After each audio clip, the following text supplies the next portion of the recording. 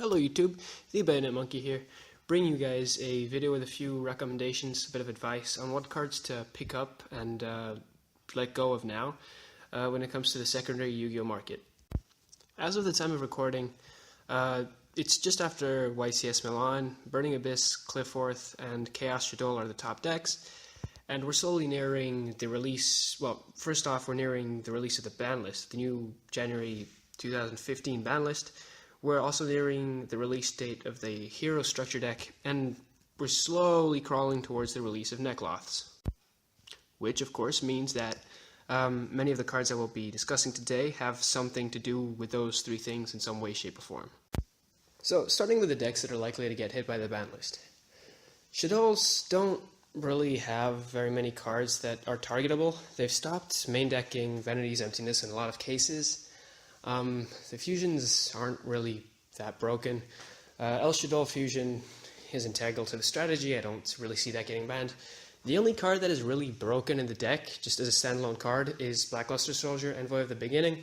That may get hit. That's my prediction, to be honest. It's an inherent summon. You can't even chain Vanity's Emptiness to it. So if there's any card at all in the deck that's likely to get hit, I believe that is it. Apart from that, there's not much you can do. They're at a relatively low price now, so I suppose that if you want to pick them up, now is roughly the right time. They're getting more support in the coming extensions. Not really the best, but it'll do. They're still going to be way up there until probably the release of Nekloth. The next deck that's susceptible to get hit is Burning Abyss. I don't really see them doing much to the deck. Maybe a semi-limit or a limit Fire Lake. If you hit any of the other two main cards, so Dante or Tour Guide, you just wreck the deck completely. I don't really see any major price variations happening to that deck. So, I mean, if you have it, you're probably really happy right now, and there's not a reason not to be. It'll just force the players to recycle Fire Lake with Dante more often. And, yeah, I mean, apart from that, there's really not much to say about that deck. Now, the final deck that's likely to get hit is Cle IV, obviously. Now, Konami have shown that they're not really... I mean, it would be counterintuitive to the whole business element of Konami to hit the archetype that they just released really hard. They're not going to hit Tool. They're definitely, I mean, Scout, whatever the hell he's called now. They're not going to hit any other monsters because, yeah, I mean, what the hell would they? What they might hit is Skill Drain or Vanity's Emptiness. A lot of people have been expecting this. They can really abuse Vanity's Emptiness because the monster that's tributed or destroyed goes to the extra deck, not to the graveyard, so Vanity stays. It's a really dirty way to win the game, but I mean, it's really efficient. I can honestly see them hitting either one of those two cards. So if you have, for example, the Turbo Pack Skill Drain, it goes for about $45 right now, so you might want to let go of it now. Secret Rare Vanity's Emptinesses are at 40 something as well. They might be worth getting rid of. I wouldn't really consider picking up the deck right now. It's about as priced up as it's going to get. Well, it was pricier upon release. But frankly, yeah, it's not really worth picking up. If you have Vanity's Emptiness or Skill Drain in rarity, you might as well just let them go now. The odds of them getting hit are pretty high. So, looking ahead on the short term, there's going to be the release of the Hero Strike Structure deck. Yeah, there's a few cards that are worth picking up now for that deck. First and foremost, if you have any high rarity, either Neos Alias or Bubble Man, they're definitely worth, at the very least, putting in your binder if you're not going to play the deck. The card that's definitely worth picking up right now is A Hero Lives. Dark Mist only gets his search effect if he's special summoned. A Hero Lives special summons from the deck, which is absolutely lovely. And, well, I mean, the Ultimate Rare is worth about $10 right now, and it's definitely worth picking up. Another card that's probably a safer bet to pick up right now is Miracle Fusion, the Ultimate Rare from Cybernetic Revolution. It came out a while ago. It's really, really hard to come by. It's worth about $20 right now. It will definitely go up in price. It will be more played than A Hero Lives, assuming A Hero Lives even does see play. It's worth half your life points, right? So that's probably a better idea to pick up right now. If you have the money to spend on them, spend it. It's really a safe bet, and I can practically guarantee will jump up in price at the very least $10. And the final card I can think of that's worth picking up for that deck is Masked Hero Acid from the Premium Collection, the Secret Rare. I picked one up for about €4, which is, what, $6 the other day. they're definitely worth getting now. It will probably not come in the structure deck, so people are going to be looking out for those really hard. So if you have them, then good for you. If you don't have them and you have the money to spend, get them now. Looking way ahead, so roughly to February, to Necloths, if you're actually planning on building the deck, then you're already late on 2 cards. Generally, sort of rituals, basically if you can use it, it's a level 3, you can use it to ritual summon as a tribute for ritual summon from the graveyard, and if you do, as long as the ritual summon monster's on the field, your opponent cannot special summon. So it's a one-sided Vanity's Emptiness, which is really, really, really broken. Some people are actually calling for a preemptive ban on it, and it's already at a whopping $11 for a small rare. The second card is Preparation of Rites, which basically, it's a spell card, normal spell card, also from Stardust Overdrive actually. Super rare, never been reprinted. You get to add 1 ritual monster from your deck to your hand, and if you do, you get to add 1 ritual spell.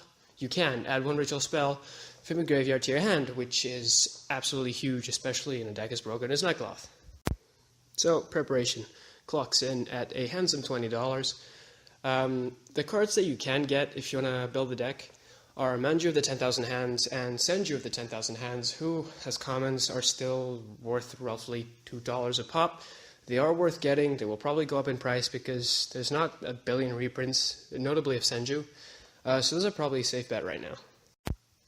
Another card that might actually see some play in Necloth. I'm basing myself completely off the OCG lists for Necloth. That deck has taken the entire game by storm over there. Mathematician, it's worth $10 right now, but there's a lot of plays which involve normal summoning Mathematician and sending Dragon from the deck to the grave, YuGiOh Dragon, to destroy Vanity's Emptiness, or sending Jin Release or Rituals to be able to lock out the opponent on turn 0. There's a lot of really dirty plays with that card, so it's probably worth picking them up now. If you have them now, hold on to them, at the very least until February. They will probably go up in price, and I honestly doubt there's going to be a reprint of that anytime soon. 3 last cards for anyone who's planning on building Necloth. 3 cards that I really recommend you pick up one of now. One is Insector Exabeetle, the next one is Shooting Quasar Dragon, and the last one is Shooting Star Dragon. There's this one combo with Necloth Kaleido Mirror, which lets you summon 2 Necloths from your hand. You summon 2 Brionarchs by sending a monster from the extra deck to the graveyard as a tribute. You send Quasar. You then Xyz to make Exabeetle. You equip Quasar from the grave to Exabeetle. Use Exabeetle's effect. You detach one Xyz material to destroy a card that's equipped to it, Quasar, and a card the opponent controls.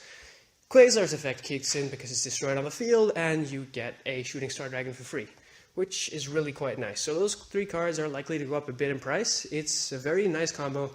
The odds of it actually going off, I don't know how competitive that's going to be, but it's a really nice trick for the deck to have. So if you have them, you might as well hang on to them. And if you don't, and you're planning on playing the deck, probably worth getting at least one of.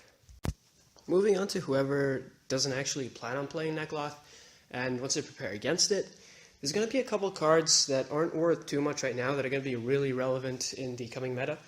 Notably, Mistake. In the OCG, YuGiOh builds have stopped main decking Vanity's Emptiness and play copies of Mistake because it destroys Cle IV and it destroys Necloth, even more so than Cle IV. So those are worth about $2 right now, at least the Mega Pack ones. They're definitely worth picking up in multiple playsets. They will definitely go up. They will see main deck play, they will see side deck play. So if you can, get some, and if you already own them, then what the hell, just hang on to them. Another card that's already seen a slight surge in price, it's definitely not a 10 yet, it's around 5, is Shared Ride. It's a quick play spell that most people haven't really paid attention to. Essentially, every time your opponent searches their deck for a card, you draw a card immediately after. So yeah, against Necloth, that means you're going to be doing +3/4 every turn. Necloth only really special summon once per turn, or at least they can basically play around Max C. Cle IVs are a really crap deck to play Max C against. Even YuGiOhs, they don't really special summon too much, except when they're going to OTK you anyway, and so Max C's irrelevant. So yeah, that's definitely a card worth picking up. In the OCG, even Necloth players are main decking 3 copies of it, because that card single-handedly wins you the mirror match. If you can do that when the opponent starts searching their deck, you will draw 4 or 5 or even 6 cards off it. It's like Max C in the Dragon Ruler era. It's just completely nuts. If you have them, hang on to them, same as always, and if you don't and you have a bit of money to spend, those are a very, very safe bet.